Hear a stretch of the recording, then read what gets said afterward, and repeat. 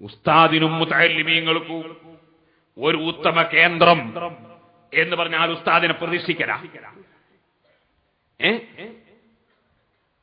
അതേ സമയത്ത് അദ്ദേഹം പറഞ്ഞ വിവരക്കേട് കേട്ടോ നിങ്ങൾ.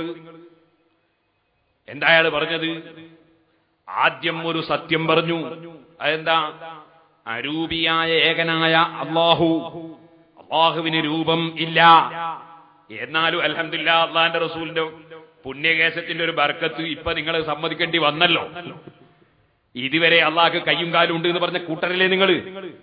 ഇത് നിങ്ങളെ ശൈഖ് മുഹമ്മദ് കാരക്കുന്നല്ലേ ഈ അത്തൗഹീദ് പച്ച മലയാളത്തിൽ എഴുതി പ്രസിദ്ധീകരിച്ചത്, മലയാളത്തിൽ എഴുതി കൊടുത്തത്, പ്രസിദ്ധീകരിച്ചത് ബന്നാ ബുക്സാണ്. ഇതിലെന്താ പറഞ്ഞത്? അള്ളാഹുവിന്റെ കൈകളെ കുറിച്ച പരാമർശം, ആകാശങ്ങൾ വലത് കൈയിലും ഭൂമി ഇടത് കൈയിലുമാണ്. അപ്പൊ അള്ളാന്റെ വലത്തെ കൈയിൽ ആകാശമുണ്ട്, ഇടത്തെ കൈയിൽ ഭൂമിയുണ്ട്. ഇത് രൂപം ഉണ്ടാക്കലല്ലേ? അള്ളാഹുവിന് രൂപമുണ്ടെന്ന് വിശ്വസിക്കലല്ലേ? എന്നിട്ട് നിങ്ങൾ ഇതിൽ എഴുതിയില്ലേ അള്ളാഹു സിംഹാസനത്തിന് മുകളിലാണ്. അപ്പൊ രൂപമില്ലാത്ത ഒരു ആള് എങ്ങനെ ഒന്നിന്റെ മുകളിലാകല്? അപ്പൊ രൂപമുണ്ടെന്ന് വിശ്വസിച്ച് ഇസ്ലാമിന്റെ വിശ്വാസത്തിൽ നിന്ന് അകന്നുപോയ നിങ്ങൾ അൽഹംദുലില്ലാ അല്ലാഹുവിന്റെ റസൂലിന്റെ ശറഫാക്കപ്പെട്ട മുടിയുടെ ബർക്കത്ത് ഇപ്പൊ പറഞ്ഞു അരൂപിയായ അല്ലാഹു, ഏകനായ അല്ലാഹു അല്ലേ ദൈവം എന്ന് നിങ്ങൾ പറഞ്ഞു. ഇനി ഞാൻ നിങ്ങളോട് ചോദിക്കട്ടെ, നിങ്ങൾ എന്താ പിന്നെ പറഞ്ഞത്? ഇങ്ങനൊരു പള്ളി ഉണ്ടാക്കിയിട്ട് പ്രതിഷ്ഠ വെക്കൂ. അങ്ങനെ ഹസ്രത്ത് ബാൽ മസ്ജിദ് ഉണ്ട് കാശ്മീരിൽ, അവിടെ പ്രതിഷ്ഠ.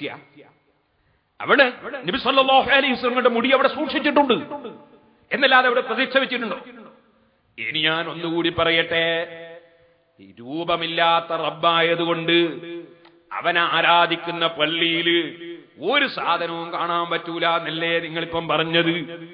എന്നാ നിങ്ങൾ കഅബം പൊളിക്കേണ്ടി വരും മൗലവി. കാരണം മസ്ജിദുൽ ഹറാം എന്ന ലോക പ്രശസ്തമായ ഏറ്റവും ബഹുമാനമുള്ള പള്ളി, അതിന്റെ മധ്യത്തിൽ കഅബത്തുൽ മുശറഫ, ആ കഅബയിലേക്ക് തിരിഞ്ഞാണ് ലോകത്തുള്ള മുഴുവൻ ജനങ്ങളും നിസ്കരിക്കുന്നത്. അത് പള്ളിയുടെ മധ്യത്തിലാണുള്ളത്. അതിലേക്ക് തിരിഞ്ഞാണ് നിസ്കരിക്കുന്നത്. അത് ഇസ്ലാമിന്റെ പള്ളിയാണോ അല്ലേ? ഒരു ചോദ്യം. രണ്ടാമത്തെ ചോദ്യം, ആ പള്ളിയുടെ കഅബ ശരീഫിന്റെ മൂലയിൽ സ്വർഗത്തിൽ നിന്ന് കൊണ്ടുവന്ന ഒരസാധാരണ കല്ലുണ്ട്. ആ കല്ല് ജനങ്ങൾ ചുംബിക്കുന്നുണ്ട്, അത് തൊട്ട് മണക്കുന്നുണ്ട്. എന്താ മണക്കുന്നത്? നാട്ടുന്നുണ്ടോ കൈ? അപ്പൊ എന്താ ഇങ്ങനെ മണത്താ പോരാ.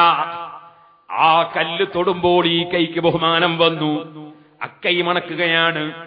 ചോദിക്കട്ടെ, അപ്പൊ ലോകത്ത് ഏറ്റവും ബഹുമാനമുള്ള പള്ളിയിൽ അതാ കഅബ ശരീഫില്ലേ, ആ കഅബ ശരീഫിന്റെ മൂലയിൽ ഹജറുൽ അസ്വദ് എന്ന പുണ്യമായ കല്ലില്ലേ, അതാ മുസ്ലിമീങ്ങൾ തൊട്ട് മണക്കുന്നില്ലേ, ചുംബിക്കുന്നില്ലേ, അതിന്റെ മേൽ നെറ്റിവെക്കുന്നില്ലേ? അപ്പോഴേക്ക് അതാ അത് പള്ളിയല്ലാതെ ആകും എന്നാണോ നിങ്ങൾ പറയുന്നത്? അല്ല അല്ല.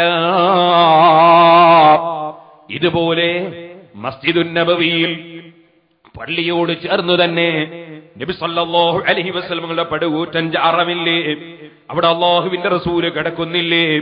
ജനങ്ങൾ അത് സന്ദർശിക്കാൻ വേണ്ടി വരുമ്പോ പള്ളിയിൽ കയറി നിസ്കരിക്കുന്നില്ലേ? ആ മദീനത്തെ പള്ളി വികസിപ്പിച്ചത് എന്തിനാ മൗലൈമാരെ? അല്ലാഹുവിന്റെ റസൂലിനെ കാണാൻ വരുന്ന ആളുകൾക്ക് നിസ്കരിക്കാനല്ലേ അത്ര വിശാലമായ പള്ളി നിർമ്മിച്ചത്? അവിടെ കഅബയില്ലല്ലോ. അപ്പൊ അല്ലാഹുവിന്റെ റസൂലിനെയും റസൂൽ സല്ലല്ലാഹു അലൈഹി വസല്ലം തങ്ങളുമായി ബന്ധപ്പെട്ടതിനെയും കാണാനും അതിന്റെ ബർക്കത്തെടുക്കാനും വരുന്നവർക്ക് വിശാലമായ പള്ളി നിർമ്മിക്കുകയെന്നത് അത് ലോകം അംഗീകരിച്ച വിഷയമല്ലേ? സൗദി അറേബ്യയിൽ തന്നെ നടന്നതല്ലേ, നടക്കുന്നതല്ലേ? നിങ്ങളുടെയും പ്രശ്നം അസൂയ ഒന്ന് മാത്രമാണ്. അല്ലാഹുവിന്റെ റസൂലിന്റെ ജാറവും ആ ജാറത്തിനോടനുബന്ധിച്ച് അതേ കോടിക്കണക്കിന് ഡോളറുകൾ ചെലവഴിച്ച പള്ളിയും സൗദി ഗവൺമെന്റ് അവിടെ നിർമ്മിച്ചപ്പോ അദ്ദേഹത്തിന്റെ പേര് ഖാദിമുൽ ഹറമൈനി ശരീഫൈനി എന്നാണ്.